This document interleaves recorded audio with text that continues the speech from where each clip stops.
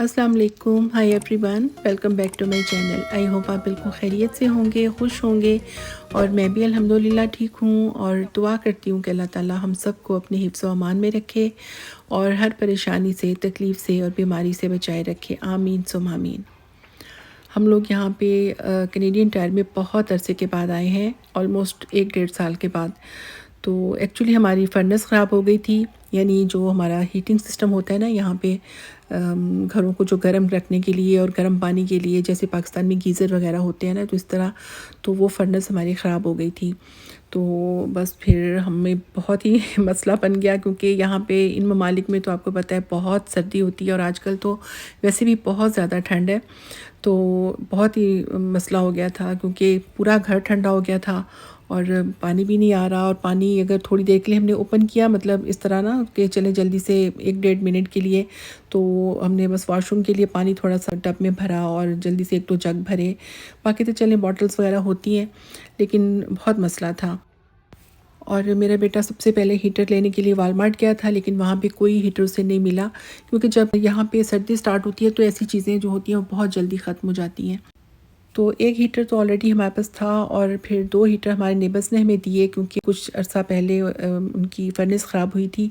तो फिर उन्होंने कहा चलें आप ये ले लें।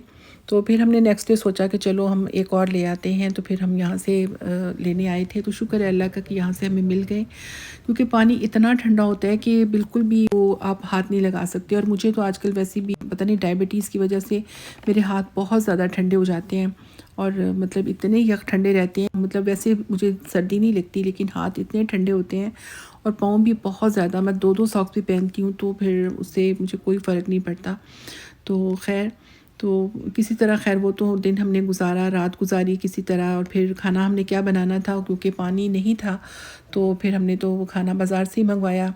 और बस शाम के बाद हम लोग ऊपर चले गए और फिर कंफर्टर लेके और पूरी जैकेट्स पहन के और सब कुछ, मतलब कैप्स और सब कुछ पहन के हम लोग बैठे रहे कंफर्टर में हीटर चला के।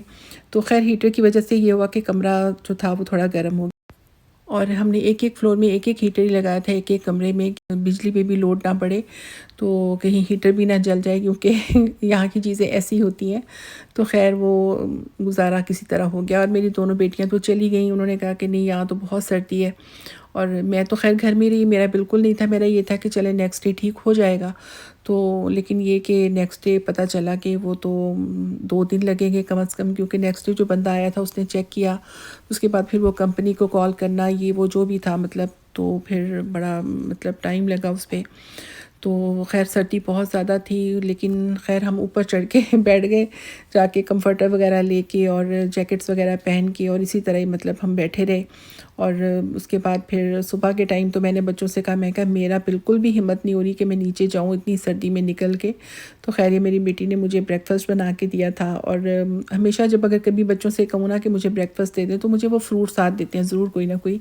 तो मैंने कहा मुझे फ्रूट नहीं चाहिए, मुझे ठंडा फ्रूट नहीं चाहिए, मुझे इतनी सर्दी लग रही थी ना, मैंने कहा मुझे फ्रूट नहीं चाहिए बिल्कुल भी। तो फिर मुझे बेटी ने ये एवोकाडो दिया था, क्योंकि एवोकाडो मुझे बहुत पसंद है, तो बल्कि हमारे घर में मैं ही शौक़ से खाती हूँ। तो खैर ये मैंने अच्छा मतलब नाश्ता किया अच्छी तरह से। और फिर उसके बाद फिर हमने सोचा कि अब क्या करें, क्योंकि मेरा तो था कि मैं घर में ही रहूँगी ना, मुझे ये था कि चलें हो जाएगा, आज का दिन भी किसी तरह निकल ही जाएगा, जैकेट्स पहन के गुजारा कर लेंगे। लेकिन नहीं, बच्चों का मतलब बेटी थी मेरे पास, वो कहने लगी नहीं मामा बहुत सर्दी है। बाकी पानी इतना ठंडा था जो कि यूज़ करना बहुत मुश्किल था। तो खैर, तो फिर हमने सोचा कि चलो घर में इतनी सर्दी में बैठने से बेहतर है कि हम लोग थोड़ी देर के लिए बाहर चले जाते हैं, क्योंकि सारा गाड़ी गर्म तो होगी कम से कम। और बेटी को भी हमने पिक करना था, तो हमने सोचा कि चलो उसको पिक कर लेंगे, क्योंकि उसका आजकल वो स्कूल की प्लेसमेंट के लिए जाती है वीक में 2 दफ़ा। तो वो स्कूल काफ़ी दूर है, मतलब कम से कम 40-45 मिनट तो लग जाते हैं। तो फिर मैंने सोचा कि चलो उसको भी ले आएंगे और थोड़ा टाइम भी हमारा स्पेंड हो जाएगा, तब तक हमें शायद कुछ पता चल जाए कि वाकई आज ठीक हो जाएगा। लेकिन खैर हम चले गए, तो फिर वो खैर उस बंदे ने आके चेक किया, उसने कहा कि नहीं ये फर्नेस ख़राब हो गई है। क्योंकि 15-16 साल पहले जब ये घर बने थे तब ये मतलब सब चीज़ें लगाई गई थी फर्नेस वगैरह। तो अब उसके बाद ये बिल्कुल अब इसने काम करना छोड़ दिया था, तो अब नया सिस्टम जो है मतलब ये तो एक ही है, यानी एक ही फर्नेस है ना, तो उसमें हीटिंग सिस्टम और जो पानी का सिस्टम एक ही है, मतलब एक ही टैंक है इसमें। तो अब वो 2 लगेंगे। तो ख़ैर वो फिर 2 दिन का उसने कहा, तो हमने कहा चलो अब जो भी है हमें जाना पड़ेगा।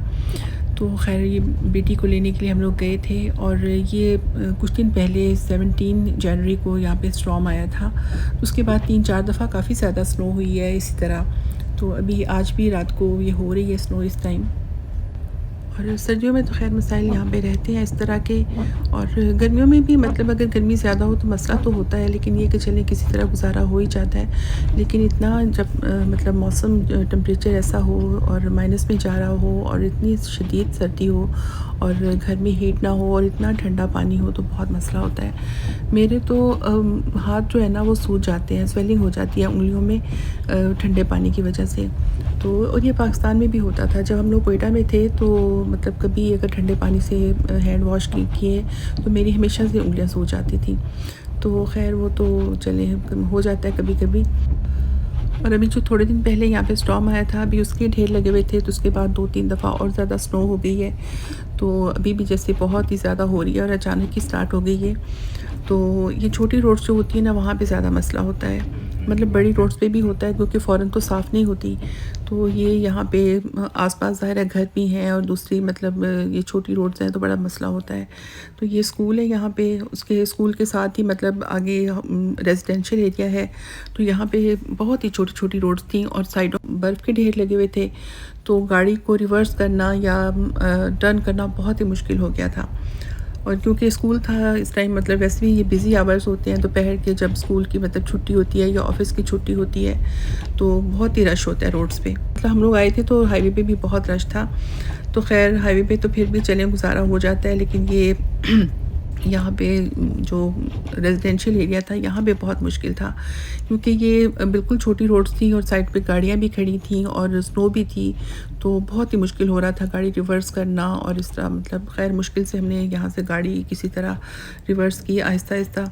तो फिर बेटी को हमने यहाँ से पिक किया, उसके बाद फिर हम सोचा कि चलो हम चले ही जाते हैं कहीं, क्योंकि हमारे रिलेटिव्स जो, उनको पता था कि इनका मतलब ये ख़राब हो चुकी है फर्नेस, तो वो हमें कह रहे थे कि आ जाएँ। और मैं बस थोड़ा-सा, मुझे मतलब होता है कि मैं घर में ही रहूँ और मुझे कहीं पे सोना ज़रा मुश्किल लगता है। तो ख़ैर फिर हमारा प्रोग्राम बन गया कि हम चले जाते हैं, क्योंकि बेटी कह रही थी कि मामा हम कैसे रहेंगे इतनी सर्दी में। तो फिर हम अपने देवर की तरफ चले गए, और 2 दिन के बाद वो ठीक हो गया और बेटे ने बता दिया था। लेकिन फिर हमें उन्होंने आने नहीं दिया, क्योंकि वो कहते हैं कि आप आती नहीं हैं और अब तो कोविड का बहाना करके आप बैठी रहती हैं घर में कि नहीं कोविड है तो नहीं जाना। तो ख़ैर फिर हम लोग वहाँ पे रहे, और बच्चे तो खुश थे क्योंकि ज़ाहिर है सब कज़न्स मिल के मतलब एंजॉय करते हैं।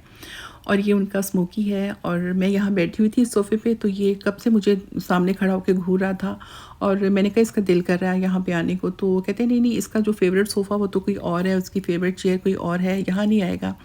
तो थोड़ी देर में वो जंप करके ऊपर आ गया। एक्चुअली उसका दिल कर रहा था मेरे मतलब मेरी गोद में बैठने को, लेकिन मैं बस उठ के तो दूसरे सोफ़े पे आ गई।